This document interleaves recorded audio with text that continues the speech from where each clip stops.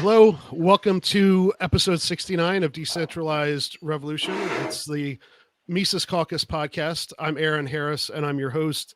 If you are a listener to the podcast, you know we've kind of been on hiatus for a few weeks for the holidays.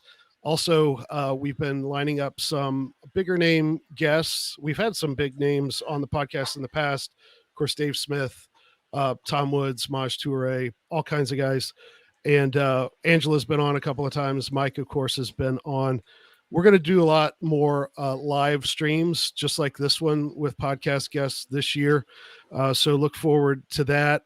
And there's a lot of stuff going on in the caucus right now that we definitely wanted to talk about.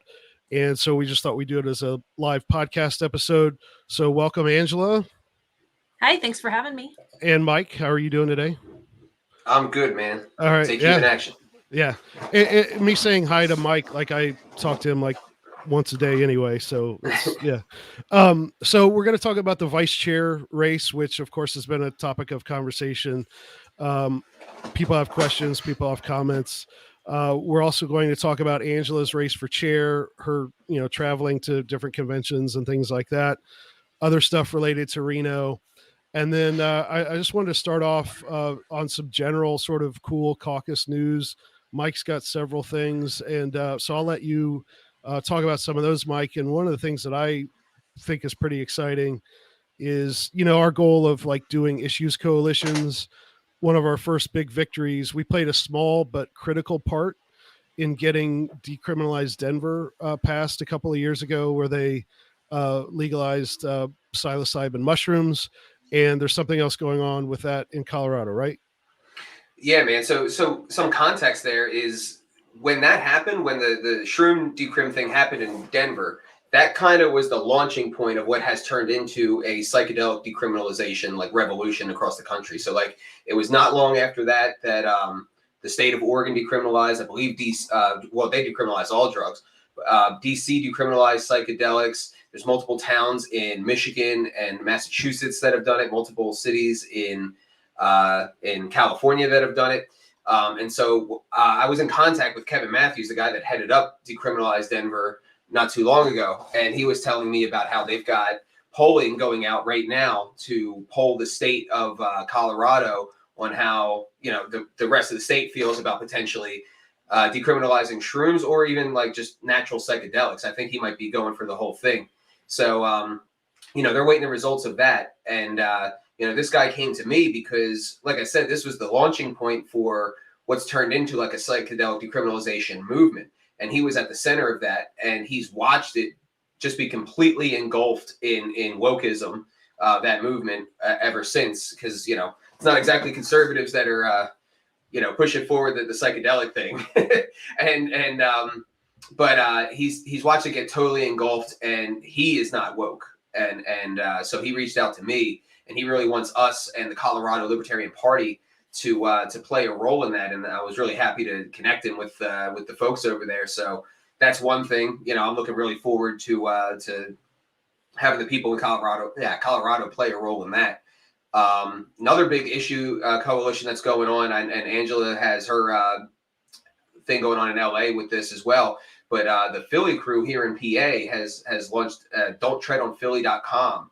And this is a anti-vaccine mandate pushback. So like they've been doing outreach. They've been going to, they've been tailgating at Eagles games and signing people up. They printed out about 1,200 signs, thousands and thousands of flyers that lead to the website, which has information about the mandates. And it's funneling people into our ecosystem through the issue of the mandates to then later, hopefully recruit some of these people into the party. But for right now, it's kind of a nonpartisan issue thing along the lines of the vaccine mandates. I've had a Republican, I can't remember if he's a state congressman or state senator, reach out to me personally, give me his phone number. I had the chair of the Young Republicans in Philly reach out to me on the street yesterday. We were down at the Mummers Parade in Philly yesterday with handing out signs. So there was people in the parade taking "Don't Tread on Philly" signs or vaccine discrimination signs and walking in the parade with them. And what was really cool is young people. You don't really have to say much to get them interested into the issue. Like you literally just hold up a flyer like fuck mandates. And yeah, yeah, they take it, and then hopefully they come into the ecosystem. So I know that's been growing. Ward leaders in Philly have been reaching out to my buddy Mark Bizzacco and Audrey, who are kind of the leads on this. Maj Touré's been involved. He's going to have us bring flyers and signs to his Solutionary Center. So really cool stuff there. There's a coalition coming together around that. Delaware, in Delaware, despite all the chaos, despite the coup attempts, the crew in Delaware has gotten a sponsor for the Defend the Guard Act. It's a Republican sponsor, and he thinks he can get at least 2 or 3 Democrats involved. But that's underway there. I mean, given everything that they've been going through, it's incredible that they even have room on their plate for anything else. And we have some really cool stuff just in kind of intra caucus that we've been doing. We do have a full slate. I'm not going to be naming everybody, but we do have a full slate of candidates that we are supporting. And 15 out of those 17 are straight up Mises Caucus. Hardcore people who have helped take over their states, people who have been very active, done great work in turning their states around. We have regional organizers now, and we have all 8 of those regional organizers kicked up. So we're starting to build more of a delineation of work and division of labor. Our store has been revamped, so there's a lot more stuff on Mises merch. It's a lot more pleasing to the eye, a lot more easy to navigate. We're doing this revamp of the podcast, where we're going to be doing more live streams and kind of trying to engage the video aspect of everything that we've got. Something that I really need to improve on. I actually kind of might not seem like it, but I kind of hate being on camera.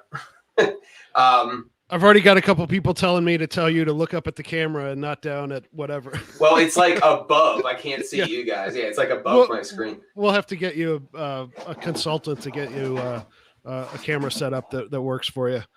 Yeah, someday. Right now it's limited space. It's kind of cramped in here. Yeah. But yeah, man. So full slate, full organization, regional organizer slate. We have a marketing team now. We have a dedicated IT team, that's being led by a postgraduate MIT genius. We have a delegate mobilization team. We're making huge strides on moving from our kind of Google Sheets system for all of our organizers that they work off to actual professional CRM. So yeah, there's a lot of cool stuff going on. And then lastly, I'll say is Dave Smith is going to be going to a whole bunch of state conventions. He's going to Arizona, PA, Colorado, Connecticut, Minnesota, California. Angela, am I missing anything there? Probably, but good enough, close enough for now. Yeah, Angelo, just we heard a little bit of Dave's itinerary, and I know every time I see a message from you or talk to you, it's like, oh, I'm getting on a plane and getting off a plane. So how's the chair race going? The chair race is going fantastic. I took a short little break. Well, sort of. I tried to take a break over the holidays, and I'm back in full swing now. So I'm going to be visiting actually some county affiliates in California this coming weekend. I'll be in Riverside County, so that's nice. Speaking to people in my home state. And then I'll be in Georgia for their convention January 15th. I will be in Connecticut for the last weekend of January. I'm really excited about that. It's going to be me, Dave Smith, and Scott Porton, I think. So if you're up in New England, definitely get tickets to that. We would love to meet you, even if you're not in Connecticut. Drive in. I think it's $50, and it's going to be a blast. After that, I'm going to go to Texas for a weekend in early February. I'm looking forward to that. I believe there's going to be a Mises event, so I'll be speaking there. I've got a Vegas fundraiser hosted by Tom Woods very generously, and that's going to be on February 15th. So you can get an Eventbrite link to that. If you go to my Patreon or Substack, you can visit it. There's a public link available there. And of course, after that is going to be the California Convention, February 18th through 20th. And I will be there. I will be speaking at that convention as well. It's going to be really amazing. We're expecting hundreds of people. If you are coming to that, please, please, please do the party a favor and actually go and register in advance, because we need to make sure we have enough chairs in the room to host everyone. Yeah. Also, did anyone mention Pennsylvania in there? I was looking at some of the comments, and I know that Oh, geez. I'm making plans to be in Pennsylvania in early March, right? Yeah, Pennsylvania is looking to be a miniature national convention. Yeah. Yep. We got Dave and Tom, and somehow Sean Rittenauer from the Mises Institute coming to the PA convention. I think Justin Amash and Spike and Joe Jorgensen are going to be here as well. So it's going to be kind of the best of all worlds. Everyone's going to be represented. Dave and Tom are actually in the convention, as opposed to like Dave being ousted and us doing a side event that we have to throw together and everything. But yeah, it's going to be a lot of fun, and you know, people can join and be a part of it from all across the country. You know, we got people coming from Nevada, New Hampshire, Delaware, Maryland, Knoxville. Yeah, Tennessee. There was people from Tennessee last year. Yeah. So, you know, if you wanna see the talks, you know, go to lppa.org/join, and PA's convention is Williamsport, March 4th to the 6th. But lppa.org/join, and you can sign up for $20. And you know, if you want to make it out, I don't know how many conventions Tom's going to be at, so this is going to be one of the few. And then him and Dave together, as well as a nice sweetener in Sean Rittenauer. It should be a really good time. Yeah, I'll be there as well, but I'm not speaking at that one. I'm just visiting. I'm getting to go and visit the people in Pennsylvania for the first time. Otherwise, I've just been to your airport. So now I can actually hang out with you guys. Yeah. Just so everyone knows, you've seen some comments get put up on the screen. There's tons of them, and we're gonna get to some of the tougher questions. We definitely are. We're not gonna dodge anything.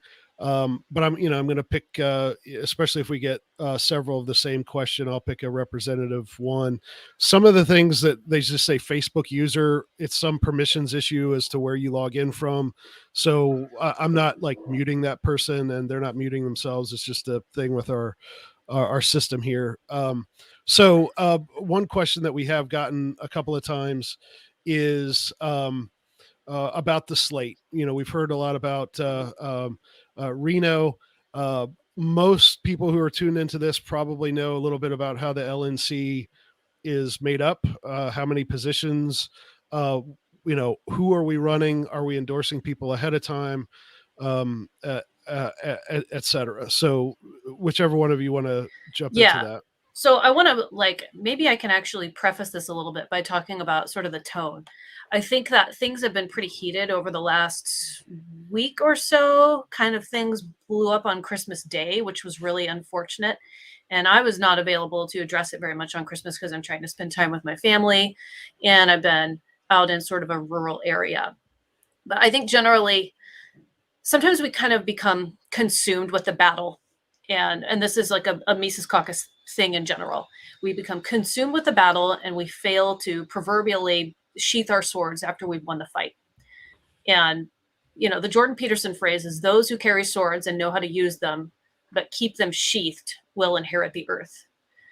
And for me, what this means is, 1, we need to be properly equipped for battle. 2, we need to command respect within our general sphere of influence. And 3, we need to have the wisdom to know when to use restraint. And right now, there are a few people in the caucus who are kind of wildly swinging their swords at their fellow countrymen and allies instead of their enemies. I think you should point your sword. You should not point your sword at people you've won over to your side, even if they aren't fully assimilated to your culture. And you should never draw down on your own brothers and sisters, right? One of the reasons that I didn't weigh in publicly on the VC drama yet, besides the fact that I've been doing family stuff for the holidays, is that a leader should never draw down on his own team. It's one of the most destructive, damaging things you can do to your side. I think it's worse than walking into an enemy trap because it poisons the rank and file from within. It obliterates the mission, and it can snuff out morale. And so as your future leader, I've had to be very careful with how I've dealt with this sort of stuff. If a well-respected general within your ranks speaks out of turn, you got to have the wisdom to deal with it carefully, so you don't divide your troops and destroy your mission. And we've become a little bit consumed with fighting. And in the past, we have had very good reason to be that way. But in the absence of a powerful enemy, we've turned sometimes to fighting amongst ourselves. And it will hurt us if we don't change course. It won't matter how many county and state affiliates you take over. It won't matter how many states I visit if we start running down one another. So I think we need to reflect our values back onto the broader libertarian population that we inspire, because we want to inspire people to be courageous and join us. And when people act bravely, and when they rise to a challenge and become stronger libertarians, we need to reward them. We need to reward good behavior, not bad behavior. Yep. So keep your swords, but keep a level head. Reorient yourselves towards righteousness, right? Like orient yourselves towards justice, not wrath or revenge. And you can't transcend something unless you face it. You can't overcome something unless you grapple with it. And when I reflect back on this, for me personally, my failure in this conflict is that I didn't expose some of these potential problems we had sooner, like a year ago, because I knew that it was going to cause us some pain, and I was afraid that it would break us. So where we're at now is we have to face this together. And I ask everyone to be strong enough to sort of take apart these problems, pick up this burden, confront it, and integrate our collective shadow. We're fighters, but that's a good thing, as long as we're sort of integrating it and not being consumed by it. We're the warriors of the party, and we're also the bearers of light and the proclaimers of truth. The out-of-control, twisted side of that manifests itself when we fight amongst each other and when we suddenly blind ourselves with harsh truths. So I think we need courage, wisdom, and temperance to kind of face these challenges and truths head on and integrate them and to carry out our vision for the future. And that's sort of how I would preface our talk about the vice chair race. Does that jive with you guys? I think so. Yeah, absolutely. Yeah. Yeah, I mean, it kind of speaks to a concept that we've talked about a lot internally, but I don't know that we've actually like expressed it much externally, which is, generally speaking, I think people have a very good understanding of what we're about principally, right? We're about end the Fed, end the wars, decentralization, secession, Austrian economics, nullification, like all of this sort of thing. And I think people understand where we're at strategically. We're taking over state parties and then becoming the delegation at the LNC so that we can make the changes necessary in the national party so as to attract the liberty movement at large that is mostly not in the party. And that might come with messaging changes. That might come with, changes in what kind of candidates get run if we maintain, and all of that sort of thing. But what I think has not been talked about openly is what we're going for culturally with the party, and things other than the ideology, things other than the principles that we're looking to kind of inculcate within the party that I think we've done a very good job of within the caucus and our own community and the network that we've built, which is to say that, I've been saying it for a long time, that the main problem of the party is not principle. It's not. That is a problem. It's a big problem and we all see it in the messaging. But the problem in the party has not been messaging. It's been character. You can have low character people who are great messengers or whatever, but if they're low character, then they're going to cause all kinds of other problems. And that has been the problem with this LNC, the past LNC. It's not just that Sarwark is woke. It's that he was an actual low character person who was malevolent and willing to do, willing to destroy the party on his way out pretty much. And there's other people who it looks like they'd rather burn this place down than lose it fairly. And that's a bigger problem in my book than the ideology, than the principle thing. So, in my opinion, the Joe Jorgensen nomination, there was actually a kind of nugget of good there because she was woke.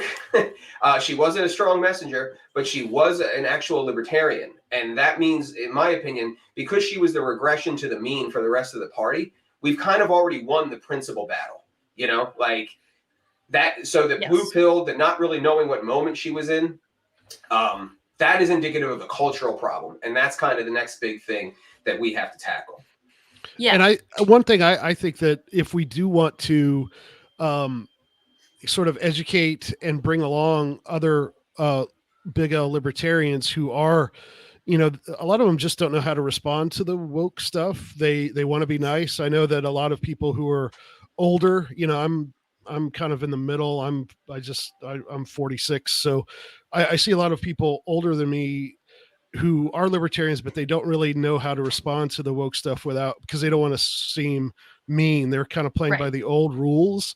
Right. And if we want to bring some of those good capital L and small L libertarians along on being able to respond to this stuff with a libertarian response to it, we're going to have to make coalitions with them. We're going to have to cooperate with them, not compromise on principle, but by exposure to working with us and seeing how our bold messaging will stand up to that, they will get better on that. They will move toward us, or they will get scared and leave, which we don't want that to happen, but it might, and that's fine. But we're not going to move their way on these important things. Right. We're going to set an example, and only if we're trying to have an open hand toward them are they going to listen to us at all. Yeah, I think that we need to do within the party what we've actually been really good at doing outside of the party, which is at recognizing leftist, like Jimmy Dore, people like that, who have pretty good character. They don't necessarily have good economic ideas, but we praise them for what they're good at, and we appreciate that, and try to build them up and draw them closer to us. We should be able to do that within the Libertarian Party because it's much easier, because these people are actually libertarians. And so, we should be able to do the same thing with the people who are closer to us. But there's this weird paradox where as we get to the people who are closer with our values, who share our values more than Jimmy Dore does, maybe, we start to scrutinize them much more aggressively, and we do gatekeep a little bit, and we're very careful. And, you got to have the wisdom to know when to do that and when to kind of relax a little bit. Yeah. So I know we have specifics on the vice chair's race that we want to get into, but before we get into that, do we want to take a couple questions? Yeah, there was a... Because it's going to build up over time. Yeah, let's do that. Okay, let's maybe do this one to kind of get back to the thing about kind of the slate and what our plan kind of is going into Reno. So the first thing I would say to that is we're going to know. Hey, Mike, for the people who are just listening, this is from David Brady. This is, what do you say to the idea of running a Mises Caucus member for every position in case we should not win all 15 spots? Wouldn't it be wise to run a Mises Caucus member for vice chair? So right now, I think the number we've all seen is that there's 17 spots on the LNC, and we think we've got Mises Caucus members committed to running for 15 of those. Is that right? Yeah, running for 15 of those, and then alternates in the regionals on top of that. I think we have all but 2 alternates on top of that.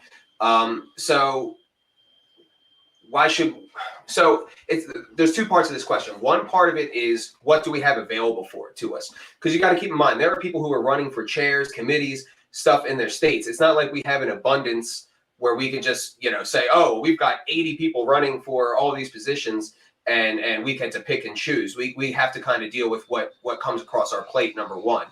Number 2, we have to decide. So like one of the 2 that is not explicitly a Mises Caucus member is Dustin Nana intends to reseek. My understanding anyway is that Dustin Nana intends to reseek for Region 3. And he's been great. I don't know that there's any reason to remove him. And I think pretty much anybody would agree with me on that. Now, if you were to dig into Dustin, I'm sure, he's shat on the caucus before. He's got some views that I don't, but overall, when it comes to the votes, when it comes to working on the board, he's been great. Running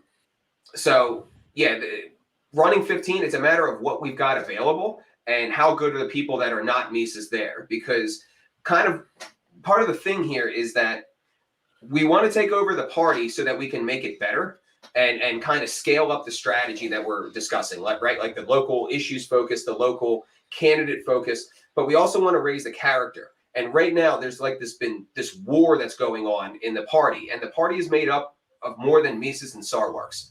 Yes. There's good people like Ken Molman, who are not Mises, but they end up siding with us most of the time because we just happen to be on the side of what's right, and they are kind of going off the facts and doing what's right. And I think we've got to reward that kind of honesty, especially when people put their necks out. And there's a phenomenon going on in the party that I think we don't see a lot. And I've kind of come to understand this through my relationship with Ken, where essentially the culture of the party before we got here was, of all of the problems, one of them was it's kind of built on maintaining friendships. Like, and there wasn't really any semblance of competition or of like a big long-term vision, or we're building towards this, or we have this overarching strategy. There kind of really wasn't anything of that. And it's just been this club and that we all talk about. And what's happened is we've come into the party, we've introduced some competition, we've kind of scared some people with how aggressively we've come in. And there's honest people in the middle who see us and say, okay, well, it's not really my style, but they did just build like 4 counties in my state, and they are growing the party and they are doing good work.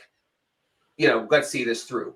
Those people then have friends who don't share that fair view, who they like the trajectory that the party was on. They like the culture that the party was in. They want to maintain how the party was. And some of those people are turning into animals to maintain the paradigm. And that's what you saw in Delaware. That's what you saw in New Hampshire. And then their fair-minded friends are watching them turn into this. And the fact that they are fair to us is causing them to be outcasted by these insane people. And they can't believe it. And so like that's going on at the same time that there's like all this obfuscation about what our goals are and how we intend to do this. And are we just here to take the party over from fuck everybody else and all of that. So you don't we want to take over. We want to set the tone. We want to scale up the strategy, but you don't want to dominate so hard that every good person that is not Mises leaves. We want rats to leave. We want snakes to leave. We want liars to leave. That's what we want to leave. We do want to work with honest people though that are not Mises. And I mean, you can pull up the question. I don't know who it was, but somebody asked or I'm sure it'll be a question well, what about Delaware? What about New Hampshire? And it's true. Those are fucked up situations.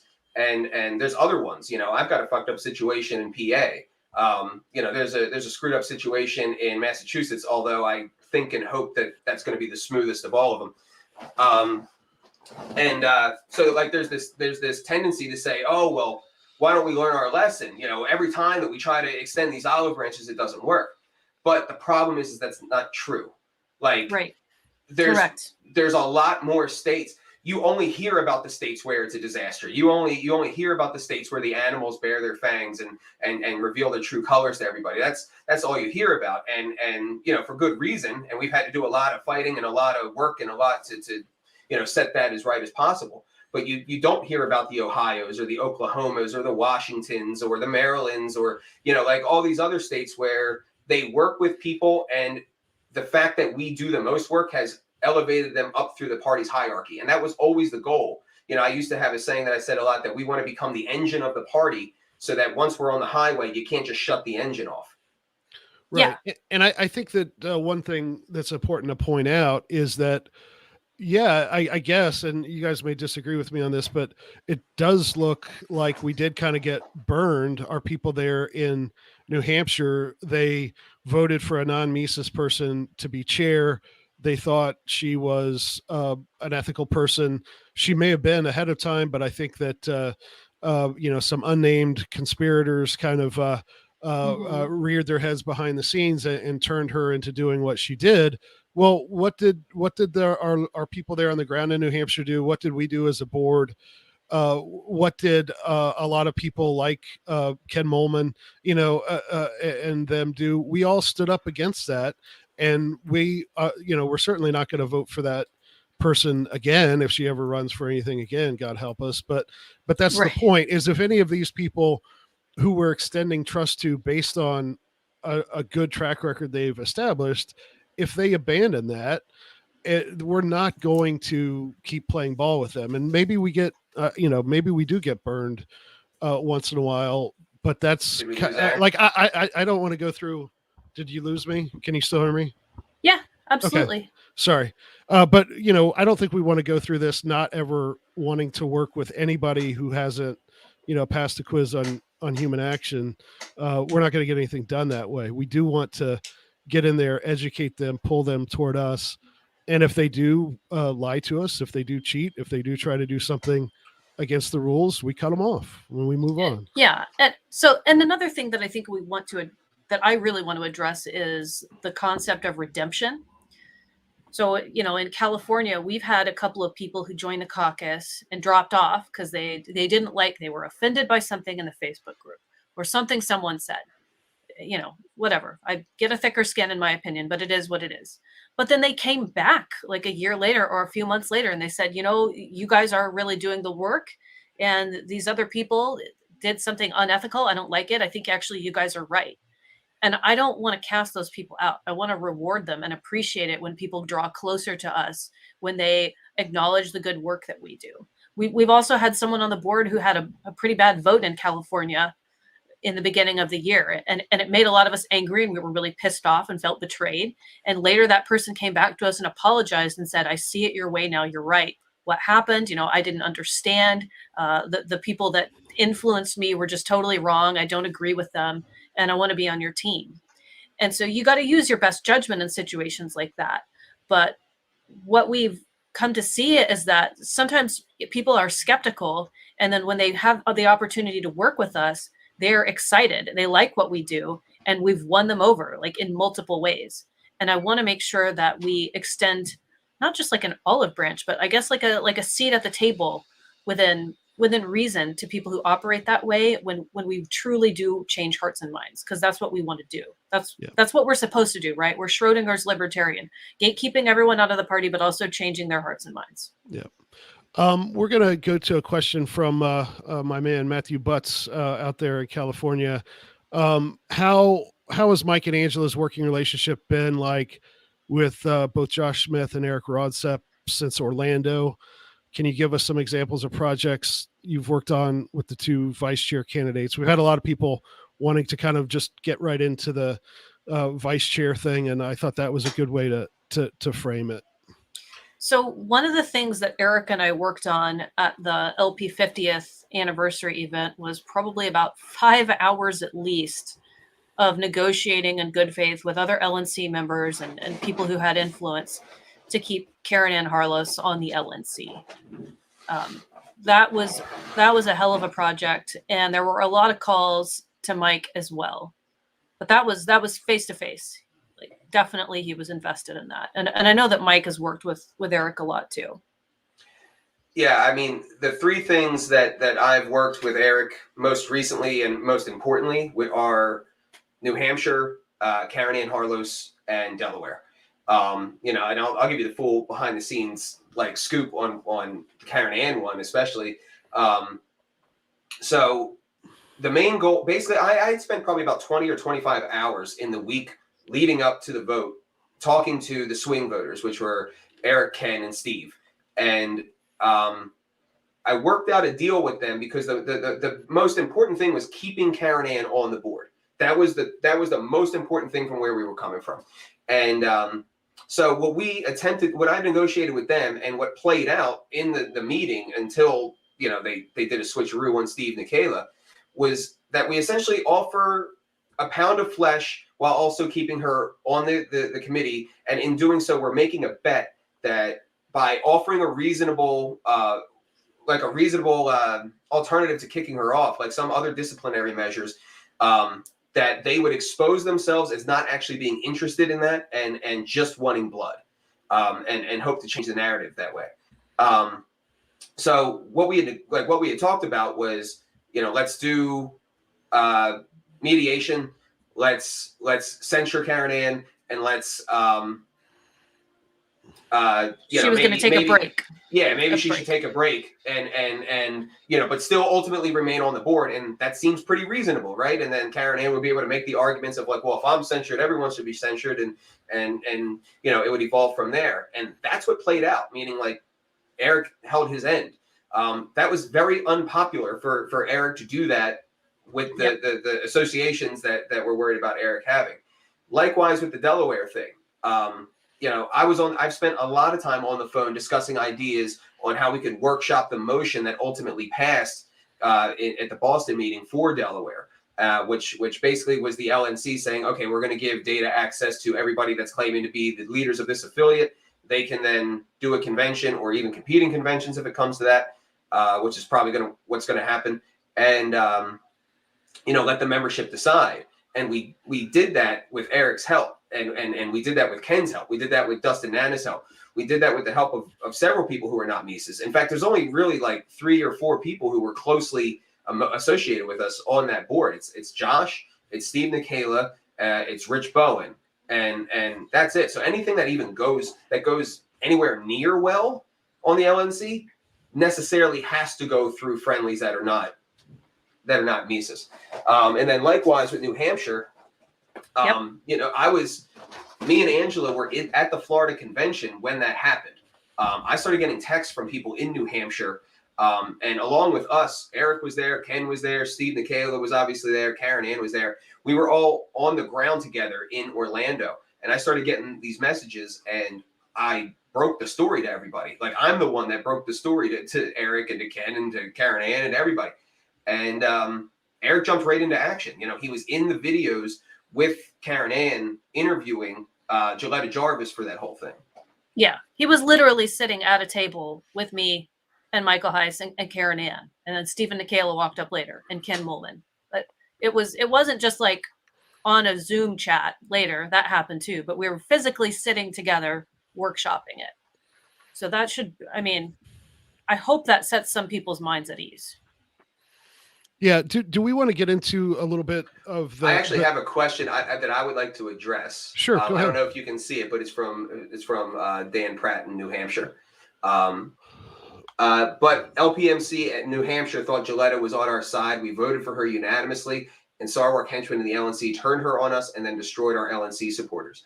And I understand that, but the problem here is that what we are ultimately proposing, and we haven't even gotten into it yet, but what we are ultimately thinking perhaps with the vice chair's race is not analogous to what happened in New Hampshire.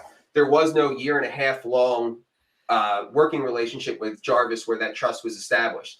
There wasn't anything. I'm not even sure. Now, correct me if I'm wrong in the chat, guys, but New Hampshire guys, but I'm not even sure that there was a chair candidate on deck, because you guys have the same problem that we have. You get people in, you might have the voting numbers, but you don't necessarily have the candidates for every position, and that comes in time as the network fills out. But my understanding is that they didn't have anybody on deck for chair to begin with at that point, and that they were kind of doing a blind faither on her and off her reputation. And that's ultimately what cost them. And it was also chair, not vice chair, which is a whole different ballgame with the amount of control and calling the shots that position has. So, like, while I understand the trepidation and I understand all of that, I don't think it's analogous. Yeah, I see that. Let's talk a little bit about the sort of the timeline of, one thing I wanted to say is, let me say that before we. No, I'm go sorry ahead. for cutting you off, but before we get into that, can we kind of back up and go into more of the general, like what we're even talking about here? Because I feel like we're beating around it a little bit. I'm trying to get there too, but I'll let you go right ahead.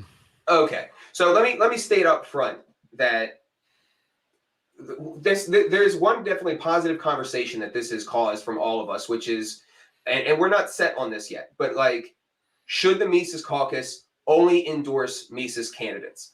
And that is something that I've definitely had to take a step back and think about, because I think there's definitely something to that. And I am perfectly amenable to not endorse anyone for the chair's race, but then have recommendations, and there being kind of a distinction from this. From a full-on endorsement. I do think there's something to the idea that the Mises Caucus should only be endorsing Mises candidates. But again, I also think that there are times and places and people that we should support, and circumstances where we should support people who are not Mises. Eric was one of them last year. If Eric didn't win last year, Victoria Page Sexton was going to win, and Nick Sarwark was walking around that convention with that chick's baby. Like they are. Like, it would have been probably a substantial downgrade from our perspective if Eric didn't win that race. And because we had that faith in him and we had that trust in him, he has since rewarded us with his trustworthiness. Another thing I want to address is I'm not trying to dodge anything that Eric has said that I wouldn't even agree with. Now, he's going to have his own Q&A where, he's going to have to answer questions about some of his positions. I'm not speaking to all of his positions and how all of them perfectly align with my worldview or even the Mises kind of consensus. They don't. But for me, the timeline does matter in some of this stuff, and decisions and conversations, and what happened when and who was first. But generally speaking, where I'm coming from is that it's the fact that he's not a Mises guy is the point. Now, I understand how that might sound nuts, and I wouldn't say that if we were running 5 or 6 candidates, but we're running 15 out of 17, and for all intents and purposes 16, because no one seems to have a problem with Dustin Nana. And ultimately, people can vote their conscience.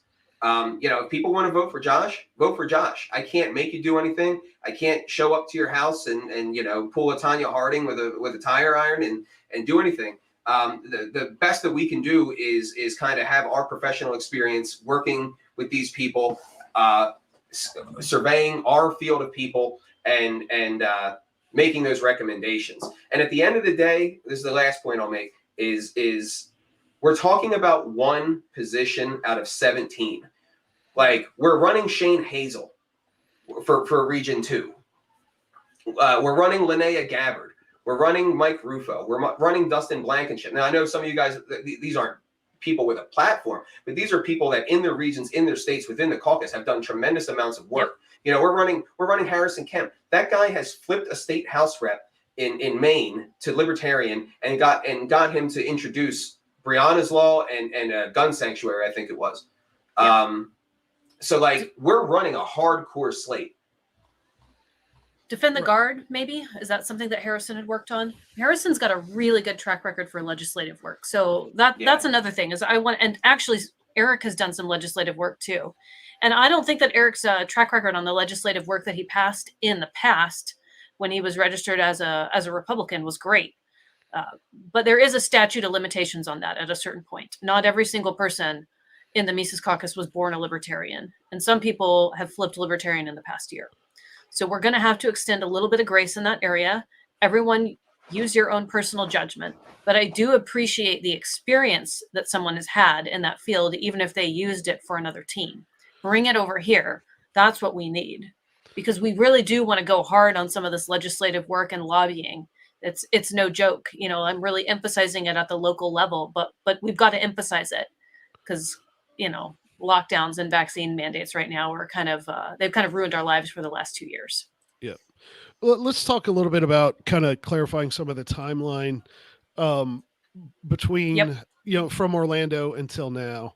And one thing, one thing I want to say personally is I really admire Josh for all the crap he took for years. And we know that his, personally, some of the stuff that some people did to him while he was out there running for chair 2 times, like, the guy's got balls to have done that. And I really admire him for that. And, there's no but or anything to that. I will always say that, but it's not like we, I want to make sure people are clear. We didn't, like, Josh wasn't our vice chair candidate and then we threw him over. Let's talk about the timeline of how we got to this and what he has and hasn't run for since Orlando, and just let's just walk everybody through that. Okay, so we started discussing an issue coalition campaign for the LNC slate about a year ago, I think, Mike, right? And the first person that we had reached out to for vice chair was actually Aaron Adams. And that ended up not working out because of the vote in New Hampshire, actually.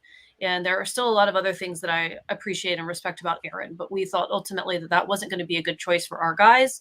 And we wanted to make sure that we were going to have the votes that we needed for the LNC in 2022. And so then we decided we were going to look elsewhere. And we did have a conversation with Josh about that, I believe in February of last year. Is that right, Mike? Yeah, I think it was around that time. Yeah. So we did share the idea that we wanted to have a coalition with some other people, radicals mainly. We wanted to make room for them at the table. We definitely didn't want to run every single person off, but we do want to control the board. And so, the thing with Aaron didn't work out, and we sort of started to search elsewhere. And Mike and I had both started to develop a good working relationship with Eric and respected him and thought that he was doing good votes. So we did end up reaching out to Eric, and he announced his run for vice chair was it at the end of April, I think. It was at the LP 50th anniversary event, and I was on stage with him when he announced, and he had chatted with Mike and I before, basically kind of seeking our approval before he announced. So that's sort of the timeline for our work with Eric on the vice chair. Let me get a little more granular. Yeah. So there was the 2020 convention in Orlando, and initially Josh had announced that he was running for chair. And then you had announced for chair, and that kind of became public. I don't remember the time, but it was on that Reason magazine interview. October. Okay, so October. And then there was some conversations. Josh initially, after a little bit, he said that, I can't remember exactly when, but after a little bit, he said that he was not going to seek that role. We had started conversations about using the vice chair as an olive branch, essentially, to the rest of the party, because we're feeling more and more confident. At this point, we're going through explosive growth. We have basically 5 times since Orlando to this point. So we wanted to address that problem that I was describing earlier of like the middle doesn't know exactly where we're at, and like the honest middle anyway. And we want to do something to show good faith. So that was established a long time ago. I had made a post in our Facebook group I recently saw as far back as May saying we're interested in Aaron Adams.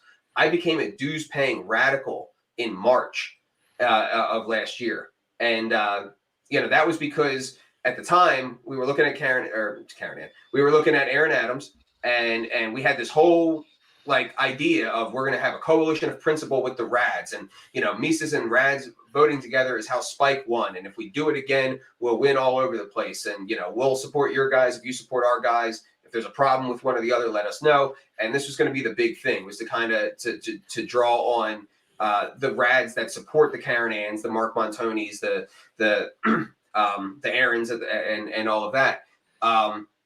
Josh, somewhere in there, announced that he was running for vice chair a first time, and we had these conversations with him back then. I would not have become a radical and posted in the group if I didn't have those conversations to just spring him on that, or spring that on him. So like we've had these conversations. I'm saying looking at text February, and then Josh said that he wasn't going to run for anything, and it was in that space that some of these other conversations were going. And I tried really hard after the Aaron Adams thing to get Ken Molman to reseek, and his experience as the chair, and just kind of being the target of everybody's ire. He just doesn't want to be on the LNC. He is running for JC though, so we'll be supporting him for that. And then that's when the conversations with Eric started, and we kind of had already been working with him on some of these important issues. We had established trust with him, and it was out of that Josh had announced to run, and there wasn't much communication, to run for what? Vice chair again. So he went from chair to vice chair to not running to vice chair again, so there was this space where he wasn't running for anything, that these conversations kind of advanced, and then he announced, and it kind of puts us in an awkward position to have to explain some of our rationale for the decisions that we had originally talked with him back in February. And I think that we were still up until he announced, like we were kind of planning on endorsing him again for at large, right? Correct. Right. Yeah, absolutely. Right. And so that's kind of the thing, is like, we didn't like, oh, Josh lost in Orlando, so we don't want him anymore. We still thought that he was going to be doing this, coming back on and being at large. And again, I think I'm right in saying this. We didn't know, did he talk, and not that he has to, but like we didn't know he was going to run for vice chair. Is that correct? Not in the time that we were talking with Eric. No, that came after. And again, that's Eric came after we kind of backed off of the Aaron Adams thing, and then also found out that Ken wasn't right. So like there's a lot packed in there that was behind the scenes. Yeah. And we didn't hear from Josh before he made that second announcement, but as soon as he did, I reached out to him immediately to let him know that we had already kind of announced that we were going with Eric. Yeah. And well, hang on, because you say going with Eric, I want to stress we have not endorsed anybody yet, and I don't know what's going to happen. I'm personally in favor of not endorsing anybody and just saying vote your conscience, and kind of giving my personal view on the race and why and all of that. So to that point, I don't understand why this is even like dramatic. Like people can vote for who they want. They can take our reasoning or they can leave it. And do what they want. The most important thing is, like I said, we're running Shane Hazel, we're running Harrison Kemp, we're running Linnea Gabbard, we're running Mike Ruffo, we're running Dustin Blankenship. Like we're running a whole bunch of great people. So like ultimately, this shouldn't be the big deal that it's been made out on Twitter a little bit. I do want to answer a question because this gets into some of the other rationale for why Eric. Cody S. From YouTube, if it's just one out of 17 and it isn't important, why dig so hard on Eric? I don't mean to make it sound like it's not important. It's not that it's not important, and it's not that we don't support Josh. We have always maintained and had been extending the entire time that Josh run again for at-large and that we want to include him there. And part of that is because we have worked with Josh for a while now. And everybody has their strengths and things that they don't excel at. And Josh excels very hard on messaging, on recruiting, and things of that nature, and roles that enable him to do that. In our experience, he does not excel at roles where he is given tasks by the leadership. And that's essentially what the vice chair's role is. So it's not that it's not important. It's important in the sense of it's a vote. But the vote of a vice chair counts exactly the same as the vote for an at-large. So there is actually like a skill set and a specific like definition of that role for vice chair, which is not front-facing, it's not messaging, and it's more bureaucratic. It's more getting tasks from Angela and dividing that labor and disseminating those tasks through the staff and that kind of thing. And Eric has displayed skills in that kind of role. He's accepted that kind of role, and he has already established a strong working relationship with Angela, who is ultimately going to be the one overseeing this board. I don't know if you want to speak on that. Yeah. Yeah. And Eric also agrees that the chair should be more outward facing, that the vice chair should do more technical work. And that's from him. That's something he's communicated to me.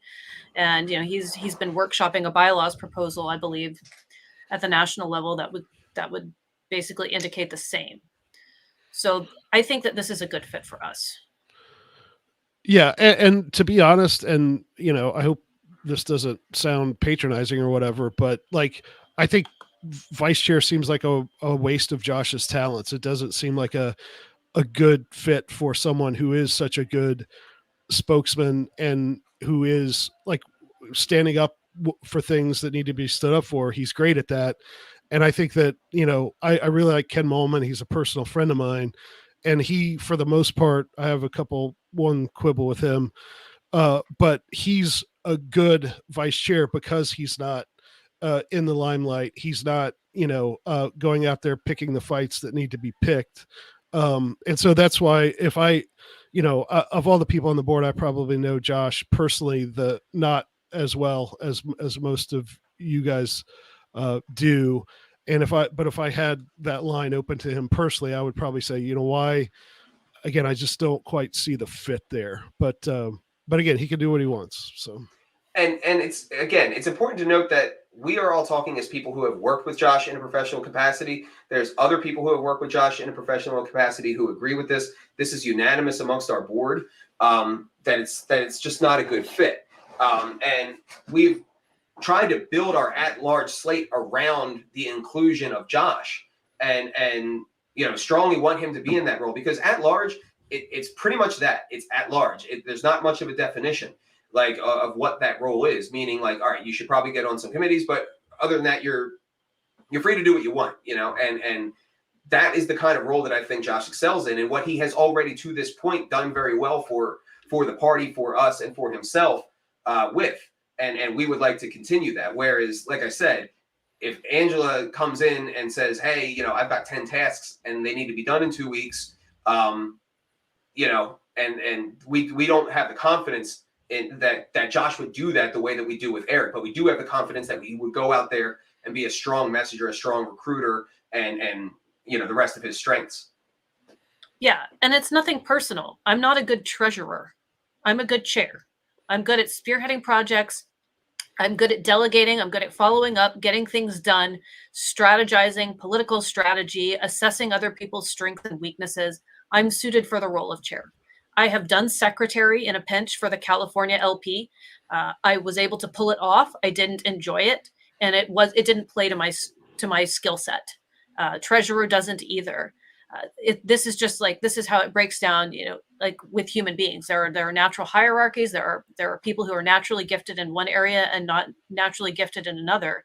And that's okay. And it's nothing to be like ashamed about, and no one gets in trouble for it.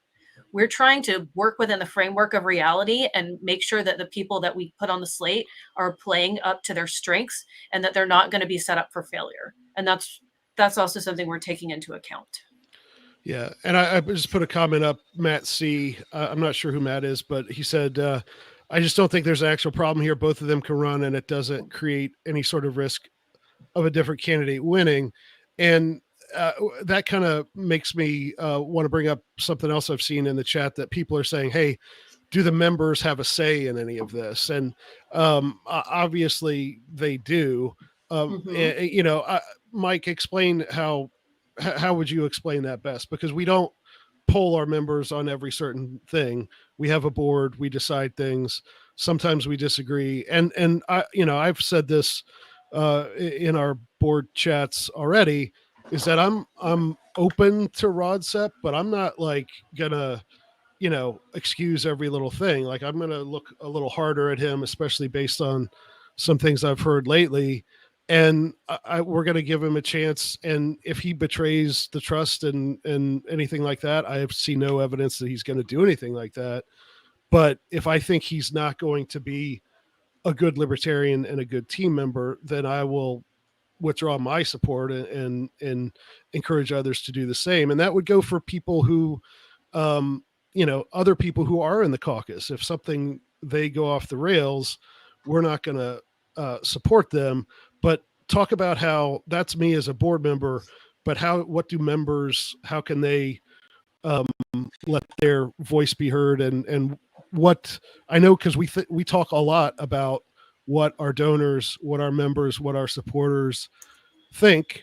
And so just talk about how we take that into account. Yes, so we have multiple mechanisms. I mean, we have our internal chats amongst organizers. We have our internal chats amongst members. We have monthly state organizer meetings. We have quarterly donor calls. I make calls all the time. You know, I just made the rounds to about 20 some odd states to offer training. So essentially what we try to do is, because we don't have the democratic model, we try to kind of respond to something more akin to market forces. And what I've always termed our balance is our 3 layers of consideration. And that is our organizers, our influencers, and our donors. Influencers being the Daves, the Toms, the Majes, and all of that.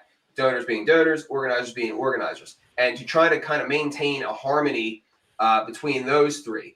And so far, it's been pretty smooth. There's only been a couple of things that I can think of that were ever really like contentious. And that was, you know, back from the vice chair's race or vice president race last year. You know, the trajectory initially was that we were probably going to endorse Larry Sharp. And at the time, Spike was basically an unknown to us, you know, and there wasn't too much desire at first of like, oh, Spike. And then we had a debate, well, a roundtable discussion between the vice chairs, and Spike was the only one who knew what Austrian economics was. And that started to change everything. And then that got contentious. And ultimately we endorsed Spike, and he won by a very slim margin. So, you know, that was contentious. And same thing with, you know, there were some people, even in our own ranks, who were really not happy with some of like Jeremy Kaufman's tweets and stuff like that. And, you know, that prompted a conversation. We had an impromptu Zoom. You know, we had our chats. And we came to what I thought was a really, really good understanding of like, we are a thin organization that is defined by our platform and our what we call our 3-pronged strategy. And so long as you are carrying that out, I'm going to support Jeremy Kaufman because he's I think he's great, and I understand what he's doing and how he comes right up onto the line to try to show if somebody will fold or not on principle in a trolly way. I support him, but other people aren't obligated to support him or obligated to toe my line on that. And if that's how they feel, then go about it. As long as you're kind of staying on platform and staying fulfilling that 3-pronged strategy. That was the big thing. So generally speaking, though, this is maybe the third contentious thing so far. Yeah. But we do have those feedback mechanisms. So there's a couple of things I want to address. One is that our North Carolina organizers do consider Eric Rodsepp a Mises Caucus member, and that he actually attends meetings. And one of the ways that we sort of decide who is and isn't a member is that it goes ultimately to the state organizers. And if there's a major conflict, then we have a talk with the board. But they're the ones who work with people personally. They're the ones who get to know people the best, and that they do consider him a member. So if that makes a few people's heads explode, go ahead and explode. We'll wipe off the guts. But I do want to make sure that that's known. I'll also add one thing is that the idea of Rodsepp has been discussed at a donor call where he showed up because he's a donor, and I kind of just gave him the floor and said, hey, why don't you bounce questions off him, as well as in I want to say at least 2 state meetings and on my live stream. And I'm seeing in the chat that some people are saying I'm seeing in the chat that some people are saying no, Josh announced in September, and I understand that. I'm saying that our conversations with Eric were already started prior to that. Because we were working with him on the Karen Ann thing. We were working with him on the New Hampshire thing. And prior to that, there was a space of him not running where these conversations started. And then, so there's a couple other things I want to say to respond to some of the things that have been discussed in the last couple minutes is you absolutely have a say in who's going to be your vice chair because you get to vote. And I'm also not going to Tanya Harding anyone. I think that people should absolutely vote their conscience. We're not going to try to force you or strong arm you. That is totally up to you who you vote for vice chair.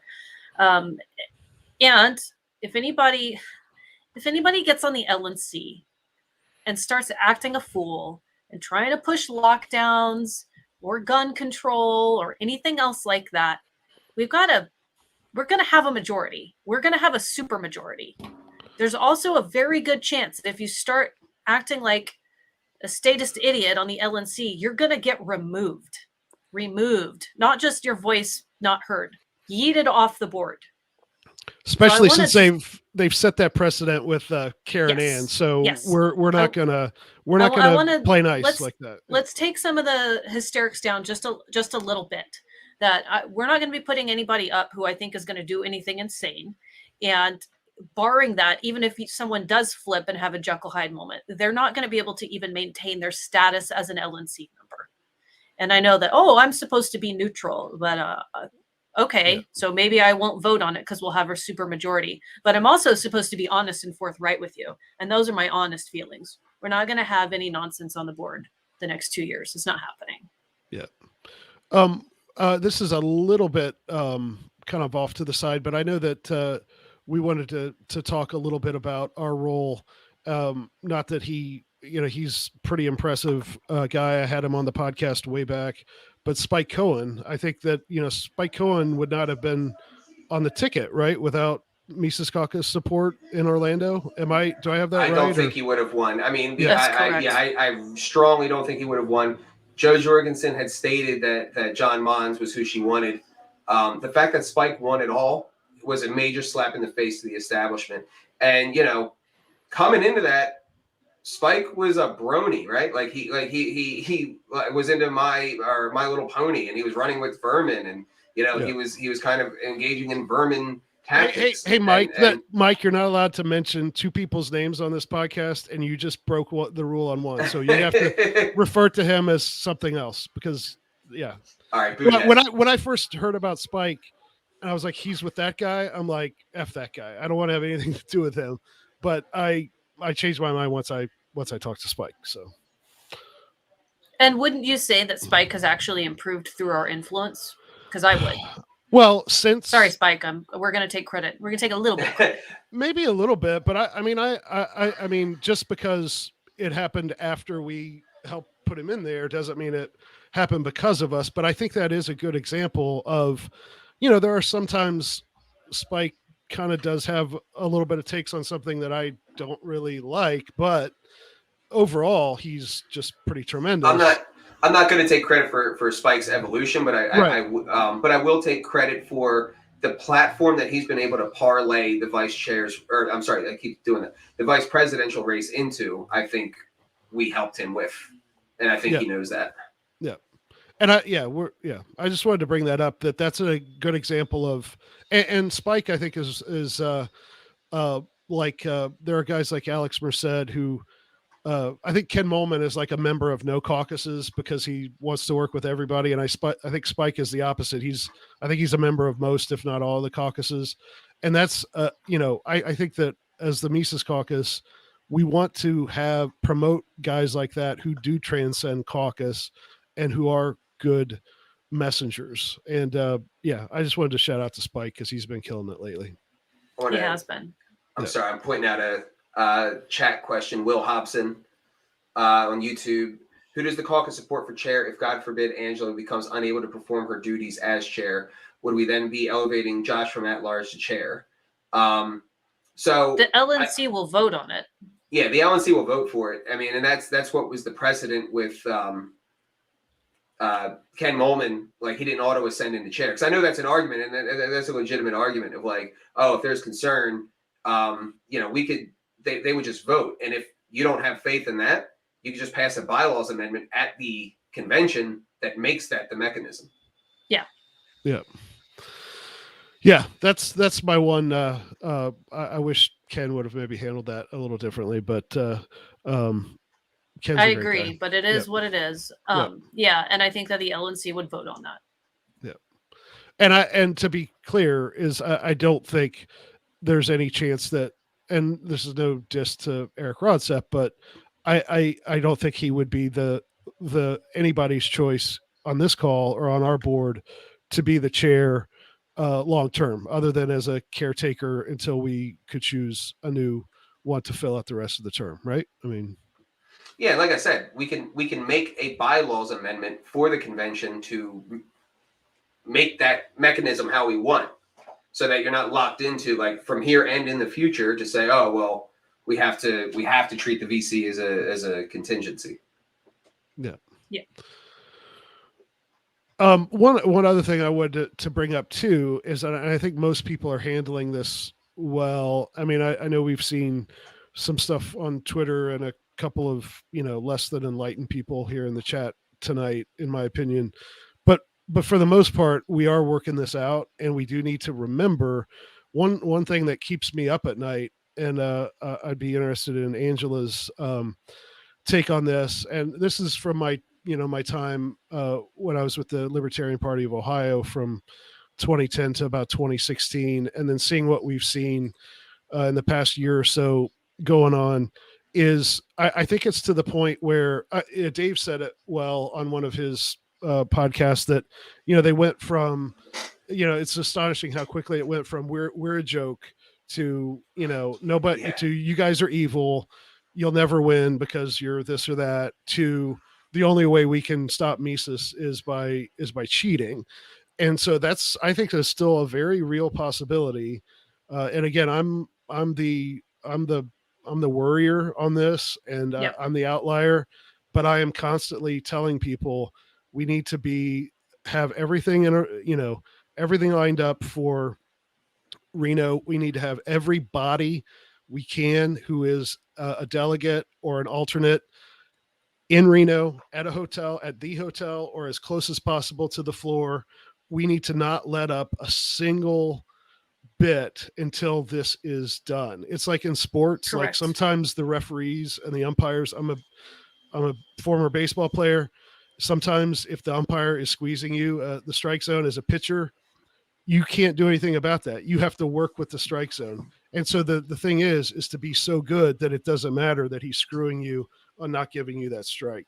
And if we let something like this get us off track, and okay, whatever it is, somebody wants to take their ball and go home, we can sort out some of these other things later. But if we don't show up and we don't make it, we don't make absolutely certain they don't pull any chicanery, they don't try to outright steal something, defraud the party of a properly run convention, what are we going to say to each other then if we let that happen?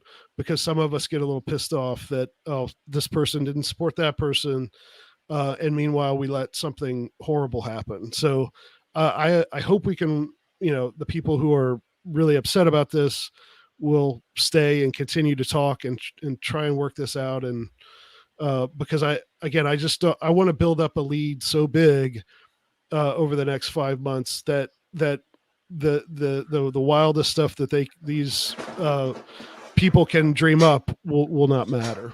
So. Yeah, we need to definitely stay focused on the issues at hand. And if people are upset about the vice chair thing, it is what it is. I'm not going to tell anybody to shut up or stop talking about it, but I do want to I want everyone to be mindful of the fact that we're not there yet in Reno. We have a lot of state conventions ahead of us. We need people to show up and be on top of it. And if you want to make sure that cheating does not happen, we have got to own that JC slate. We have got to get all of good people who are solid, ethical, principled, and not snakes on the JC. That's really important.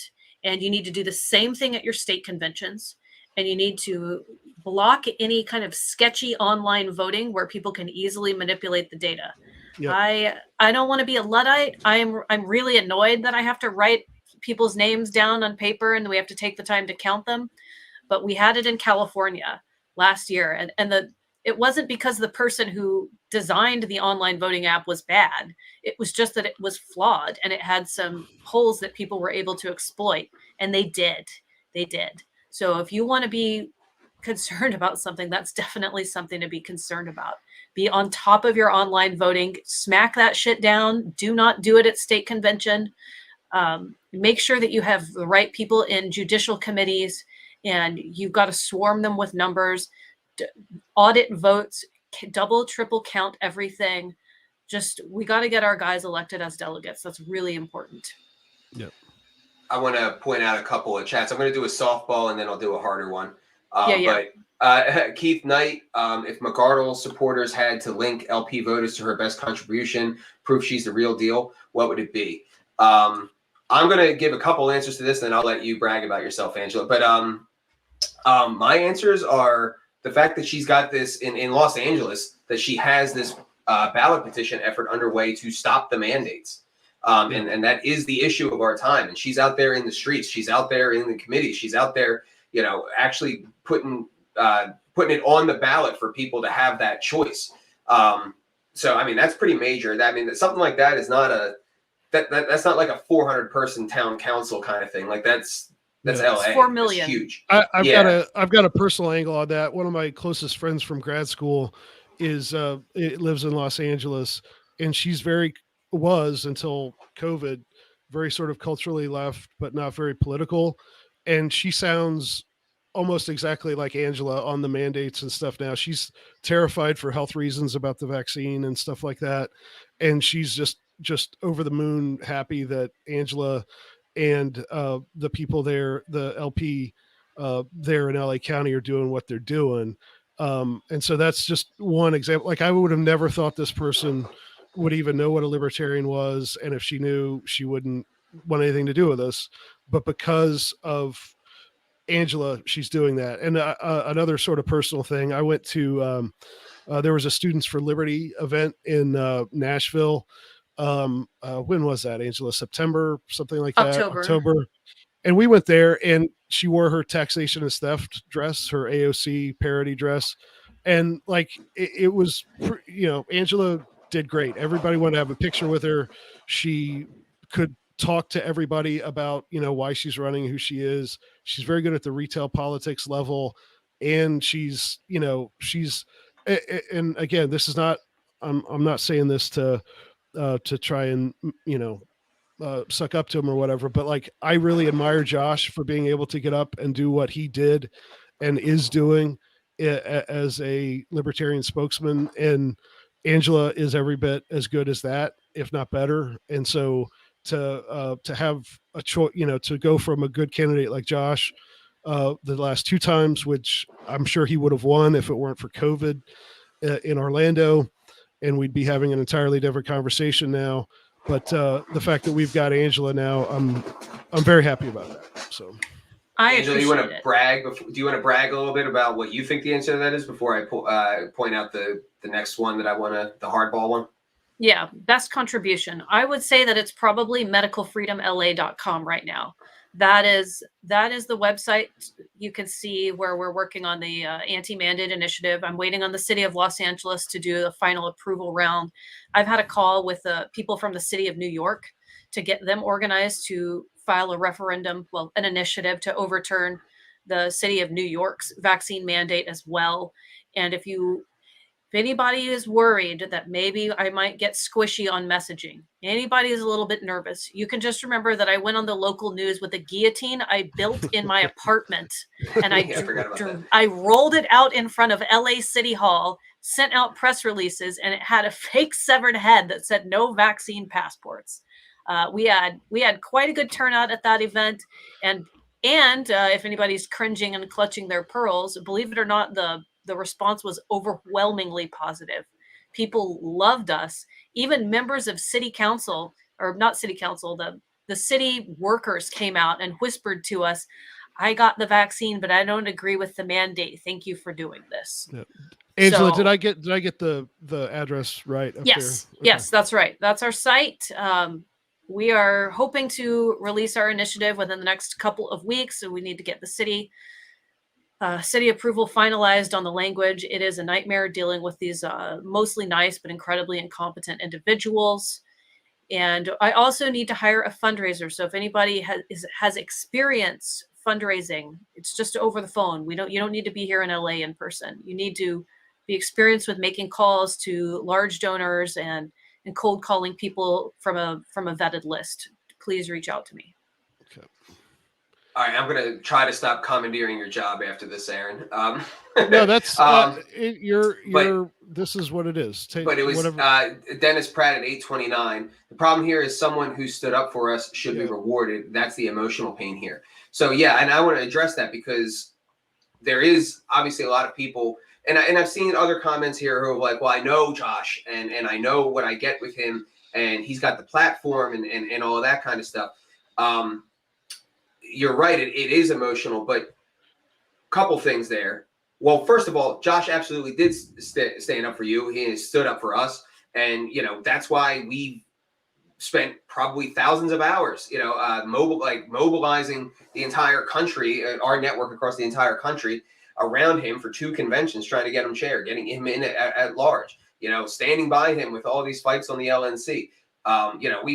Members of our board have personally contributed thousands of dollars to supporting Josh. Our PAC has contributed thousands of dollars to supporting Josh. So, I obviously have, and I consider Josh a good personal friend of mine. Obviously there is that emotional element. The emotional side of me that is Josh's friend understands and says, yeah, of course I want to vote for Josh as vice chair. But I'm also in the position that I'm in where I can't be making decisions emotionally. I had made mention earlier that the culture of the party was something like maintenance of friendships. And that became higher order than the mission, like the big picture mission. I would be a hypocrite if I did this just because, if that was where my support went, just because Josh is my friend, knowing what I know working from him, and knowing what roles he excels at, and knowing which ones that I don't think he would be good at. Because if we're right, and like I said, the entire board is unanimous on this, and he is not a good fit for that role, and Angela does come and say that I have 10 tasks, then they're not going to get, and they don't get done. That constitutes a serious logjam problem for the first post-Mises board, and we don't want that. We want to get off the ground. We want to get off the ground running. We want Josh to be playing to his strengths. We want Eric or whoever would be in the vice chair as playing to their strengths and delineating that work. And like, we need it running because we're going to be under a microscope in the post takeover environment. Yep. And we have to be not just principally good, but character. I don't know. We have to have good character. I don't know if that's an actual word, but and we have to recognize these things. We have to make business decisions. Essentially, we have to recognize that our friends are not suited for every role, and they're suited towards other roles, and that's all it is. So as far as like supporting him, again, I'll say it again. We built the at-large slate around keeping him on there. Yep. And so far he is publicly at this point said that he doesn't want to do that. Yep. I'm putting this comment on there. I don't know exactly what Karen Ann was saying I was right about, but I just wanted to point out that I was right about something. But no, shout out to Karen Ann. I know that we always, there's another person who has taken a lot of arrows and has done, put up with a lot of crap. I'm glad that we have people like her around. So shout out to Karen Ann and help her out with her race, right? Yep. Karen Ann's running for secretary again. So does she have a Karen post your if you've got a address for your page or whatever, and I'll try and put that on the screen too. Right. Emotions are not Mises. Right. Yeah, I'm actually really bad at that. I am a little bit cold. And of all people to rely on to balance me out, it's Michael Heise who makes me a little bit more balanced when it comes to people's feelings. So. Yeah, I'm the emotional squish on this. This has been very, very difficult. Yeah. But again, it's what I want to reiterate. Josh has been on boards in Washington, in California. He's been on our board, and this is a pretty commonly held view of people who have worked with him on these professional capacities, that he's just not suited for this kind of role. That's right. So Samuel Pletz, you should have given this feedback directly to Josh a long time ago. We had this conversation in February, right, originally, because this is the second time. This is the second time that he is running for vice chair. He ran for vice chair, or he announced that he was running for vice chair.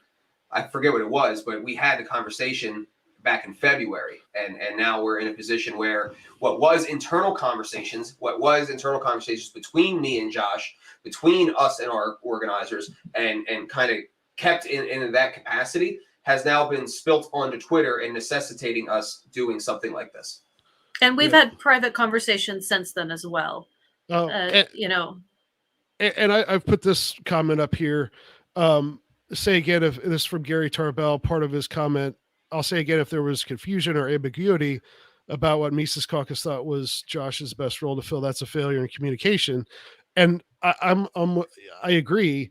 And I'm not saying that it's all Josh's fault, but I do know that from, talking to other board members and talking to Mike, like I do a lot, I know that over the last couple of years since Orlando, there have been times when people have said, has anybody heard from Josh? We've tried to get a hold of him. So I don't know the reasons why he didn't respond. I've seen screenshots that on different things at different times. I know Mike and others have tried to get a hold of Josh personally about things. And so that's part of the communication thing there. So I don't know all the details, but I do know that we never did things that had something to do with Josh and did not try to get his take on it before we decided or said anything. So, I don't think that the reverse is true. I know the reverse isn't true. There has been that communication. We have to address this in this manner because it was spilled out in what was internal conversations and an ongoing conversation with organizers and all this stuff was spilled out onto Twitter and again, necessitating kind of a response where we have to kind of start to put some of our internal calculus out there, because if we didn't, then the only thing that would be seen is Josh. And I mean, personally, I don't use Twitter. I'm not going to use Twitter. It's an anti-communication device. I've tried to incorporate it. I hate it. I won't do it. And frankly, we need a record of account like this to serve as something that we can point people to and say, this is where we stand, this is where we're at right now, because I just don't have time to be engaging this on Twitter. And I'm going to come back to it. At the end of the day, we're talking about one position where you can vote for who you want, and it's not that big a deal in the grand scheme of things. If you guys think, hey, we're exaggerating, or we're not accurate in our work experiences with Josh, then, or whatever it might be, then vote for Josh. But otherwise, maybe consider Eric. Ultimately, that one's going to be up to you guys. Really, they're all going to be up to you guys. But this is our calculus, this is our experience, and this is our thinking. And we love Josh. Like we've spent a lot of time, energy, money. I was with Josh in the worst moments of these races, the absolute worst moments of these races. And we've been through a lot together. So like, it's not something that's light for me or easy for me, but I ultimately have to make business decisions in the role that I'm in. Yeah, I nominated him last year, 2020. I whipped for him. I've done a lot of endorsements, endorsement videos for him. Absolutely. It's just it's time for us to move on. And it's definitely been difficult to deal with this. We're trying to deal with this as graciously and diplomatically as possible. We don't want to shame anyone. We don't want to talk down on anyone. That's not our intent. That's part of the reason that we've been, kind of tiptoeing around this and trying to handle it delicately, is because we know that this is like awkward and uncomfortable, and people's feelings get hurt. It's not an easy thing to deal with, but we have to deal with it. And so we're doing the best that we can right now. And we are making a decision that we do think is best for the Mises Caucus, and also that we think is best for the National Party, which is no small thing to ask. This is a huge thing. That's another thing. But before I say what I'm about to say, I'm sorry, Aaron. Brian Elliott at 8:53. The MC envisions the vice chair being like the chief operating officer of the party, grind things out and get them done right and on time. First of all, Brian is part of our takeover crew from Nevada. So like nobody could question his credentials. And he's also one of our at-large races and has a huge professional background. He's going to be a powerhouse on at large. And but that way of putting it, the chief operating officer, is exactly right. And that's pretty much how we're looking at it. And Angela, correct me, Eric is putting forward a motion to kind of like formalize that or something, right? Or a bylaws amendment or something. That's correct. That's correct. Yeah. Now I forget what I was going to say before I went into that. That's okay. Here, this I think is a good question, because again, I from my history with the LPO before I came on to Mises, I had kind of quit the party for a few months until I found out about the Mises Caucus. There is always a temptation to, if somebody can get things done, to I saw it happen in other contexts where somebody who wasn't that good on the messaging and the ideology was given a lot of responsibility, and it never had good consequences. So Jacob's question, more concerned about the situation as a future trend. Will there be a lot of tolerance for big L libertarians who support a lot of horrendous stuff in the future if they're good bureaucrats? And I think there's a difference between somebody who answers the phones at LNC versus, somebody who's the chair or an at-large member.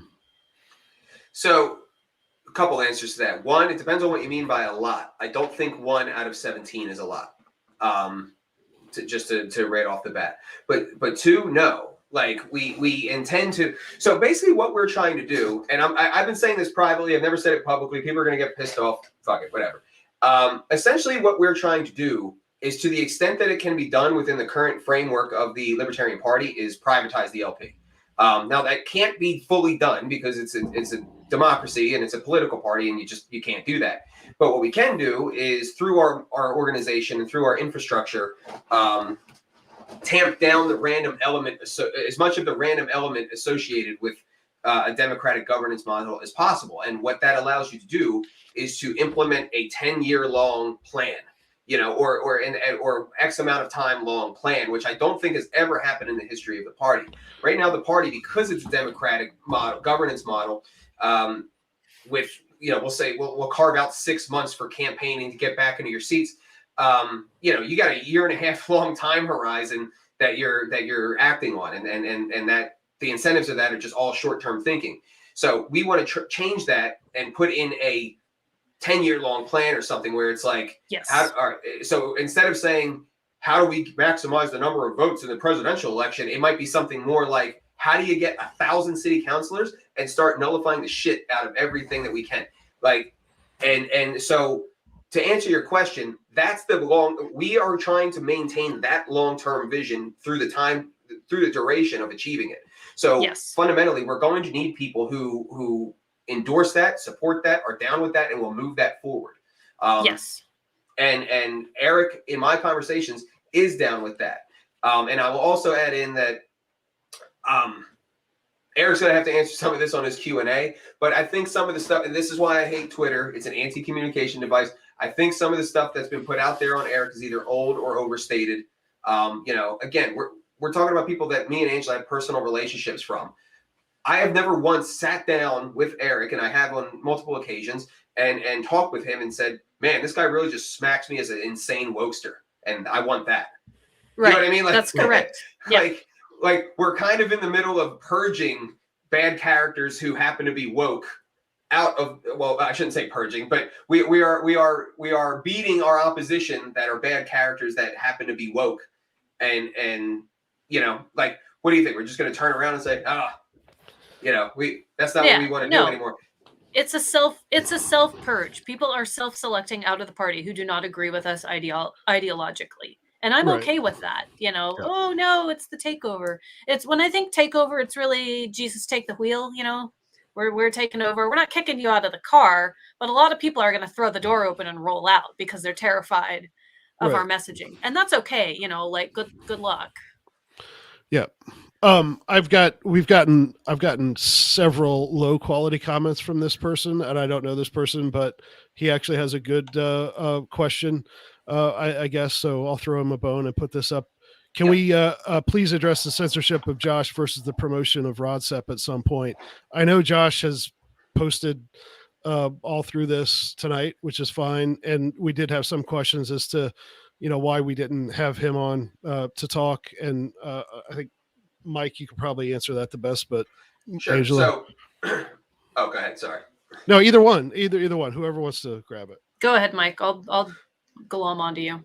Okay. So number one, that was a temporary issue because Josh has taken what is internal conversations and made them public for the purposes of his campaign.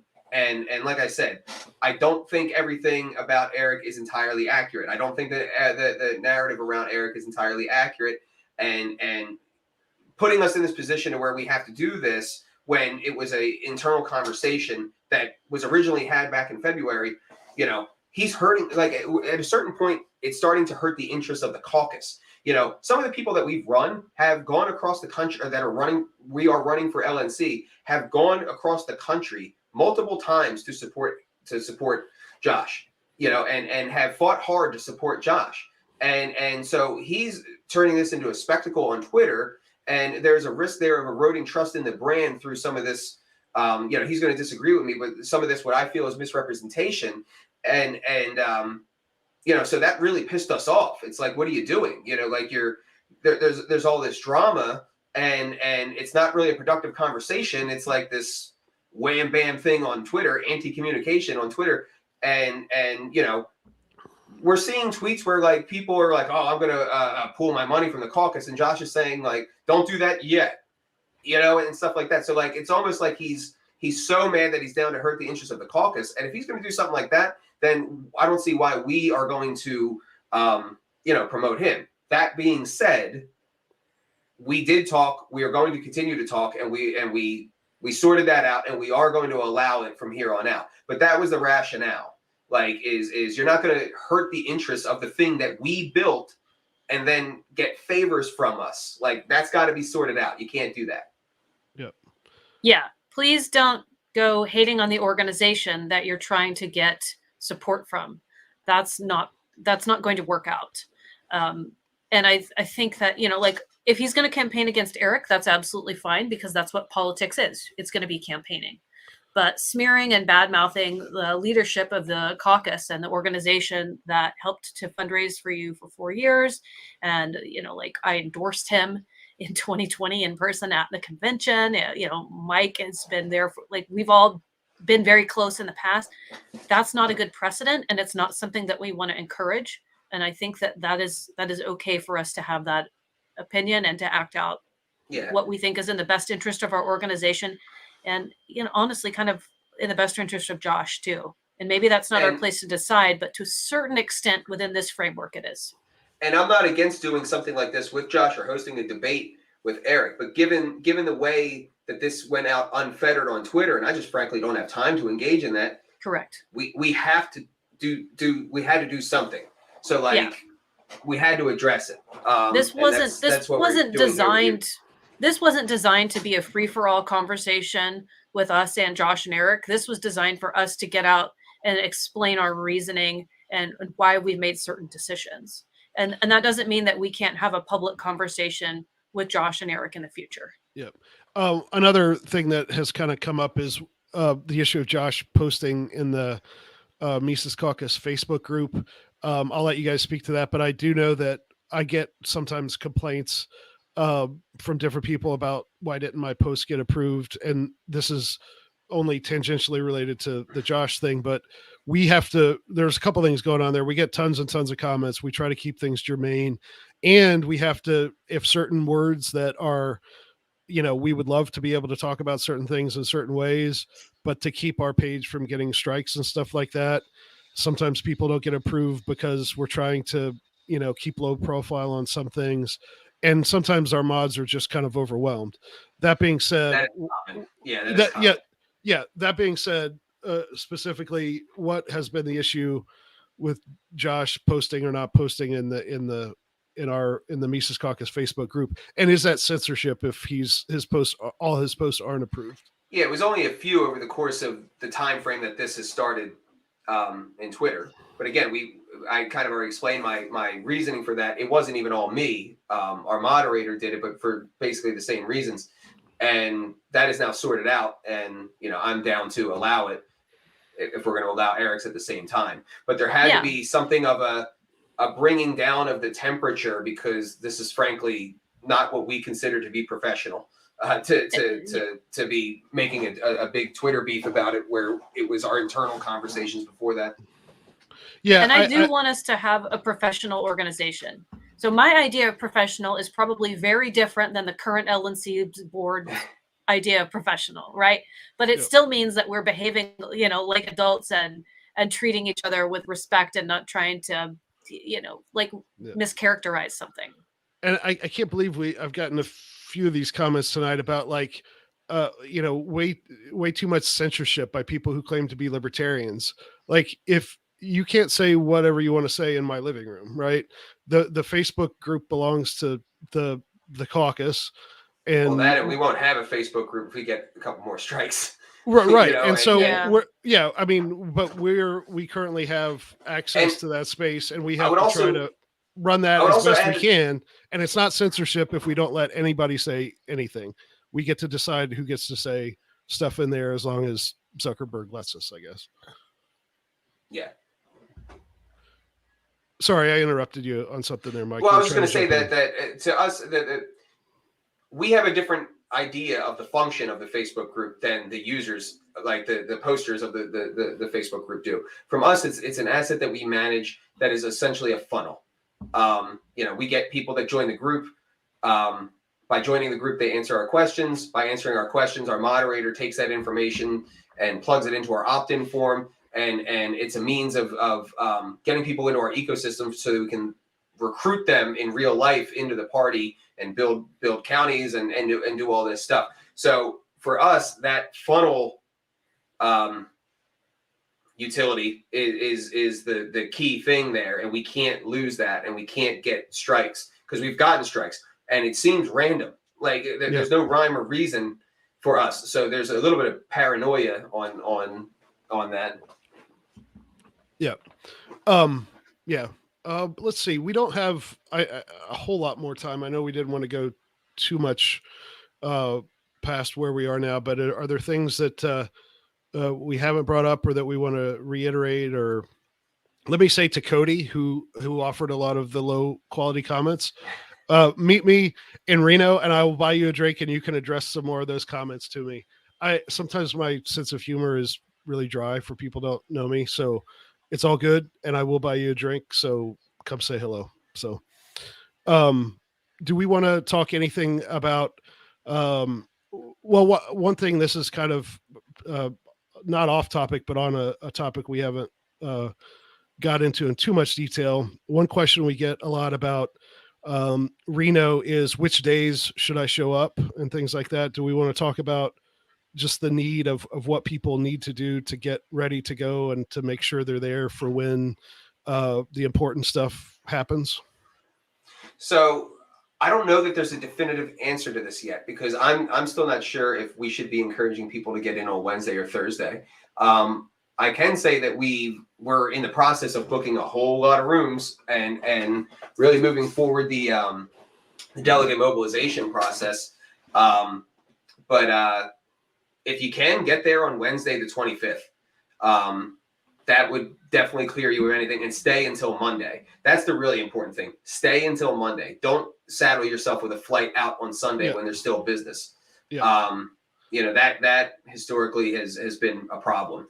Yeah. But you want to stay clear through to Monday. At the very least, you want to try to get in there somewhat early on Thursday.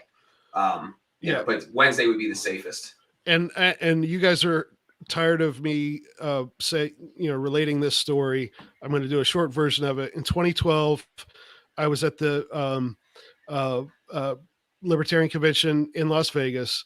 There was a chairs race that was decided because a lot of people on the East Coast, I was in Ohio at the time, not Tennessee, a lot of people in the Eastern time zone had booked their flights for like 3 p.m., 4 p.m., 5 p.m., or even early, like noon on Sunday. They nominated Gary the day before. The chairs race slipped over to Sunday. People started leaving because they had to get their flights back home on Sunday. And the chair ended up being someone who wasn't even running at the beginning of the day, because NODA beat both of the main candidates. It was a disaster. So do not book your flight any sooner than midnight on Sunday night into Monday morning. If you book it at 5 p.m., that means you got to leave early. If something goes down to the wire, like platform changes, stuff like that, these people will be trying to put things through until the very end. So do not plan on leaving. If at all possible, do not book your flight for earlier than midnight or the first thing. Take the red eye back or take the first flight out Monday. Do not book your flight for Sunday afternoon. Absolutely. Yep. But yeah, we'll be creating forms and processes for people to apply for the rooms, because it's a bunch. Yeah. I won't say the number. I'm sure it'll come out once we actually book them. But the hotel has our authorization form, like our credit card, and it's covered. And ultimately, there were a couple of questions about what can we do as members? How do we, register our views on things? One of the big things is contributions. So if you hate what you've heard tonight, talk to us, see if we can address some of your concerns. But ultimately, if we don't do what our supporters want us to do, you guys will stop contributing, right? And we'll have to attract other people or something. We continue to, even through COVID and all this stuff, I know a lot of our people are having problems job-wise because of the mandates. We haven't taken that much of a hit, and I think we're still, we've been growing here lately. So that's how you register your support or disapproval. TakeHumanAction.com, sign up, get on the email list, make your donation there. I think Angela, she had to leave, right? Oh, she might just be taking a quick little break here. But yeah. I would add to that honestly, more important than sending us donations. I mean, sending us donations is great. But there's, this is being blasted out to our Twitter. This is being blasted out to our YouTube. This is being blasted out to our Facebook page. And there is a lot more followers on Twitter than there are of our Twitter than there are members of your state LP or the LP. donating is great. And if you don't have time and you can, and donating is the best you could do, great. But what I want more than donors is I want people to join their state parties. I want you to create new county parties. I want you to become delegates. And if you become a delegate, you can vote for Josh, you can vote for Eric. It's up to you. You can totally reject our reasoning here if you really want. But what's important is that we're running 16 out of 17 slate people on the slate, 15 of which are hardcore MECOC, one of which Dustin Nana is on the board right now, and I would also argue that Eric is a very strong ally with a high character that has earned his trust with us and deserves your vote. That kind of thing that I was talking about earlier, where there's like people in the party who are turning into animals in order to oppose us, and that is like a shocking revelation for these other honest people in the middle who these people thought were their friends. That's happening to Eric. Like he's losing friends over this. Like he's losing friends over nominating Karen Ann to the board. He's losing friends over doing the right thing in Delaware and New Hampshire. Like the people, the associations that some people are worried about him having are abandoning him because he did the right thing. And he did the right thing not because he's Mises, not because for any Mises reasons. He just did it because he evaluated the facts and he thought that was right. And he did that to risk of himself and his own social situation. And that is something that I personally take a lot of stock in. We have to judge people by their actions primarily. And when they stick their neck out like that, I think that really says something about their character. And that's frankly the main reason why I have the level of trust in him. Well, and I know his work ethic, but those two things together are the main reason that I have so much trust in him. Yeah. Angela, do you have anything else you want to? Yeah, I've got to get going soon because I've got an organizing call with the California Mises Caucus members. I would just say that, if you're not sure on your delegate status yet, or if you intend to be a delegate, definitely sort that out with your team leads, because we got to get ready for Reno, and there's a lot of state conventions coming up within the next couple months. Yep. All right. We ready to call it a night then? TakeHumanAction.com and at least join the email list. And if you join the email list, organizers will be reaching out to you. And the convention coming up is the culmination of five years of work. Well, what will be 5 years at that point of work, and 5 years. The trajectory that the party was on when we first got started with this project, before there was ever even a conception of a PAC or a conception of we're gonna do this local focus strategy. The basic conception of where we were at is, holy shit, Bill Weld's going to be the nominee in 2020, and we can't allow that to happen. And the trajectory shift that we have essentially imposed on the party from that point to now is staggering.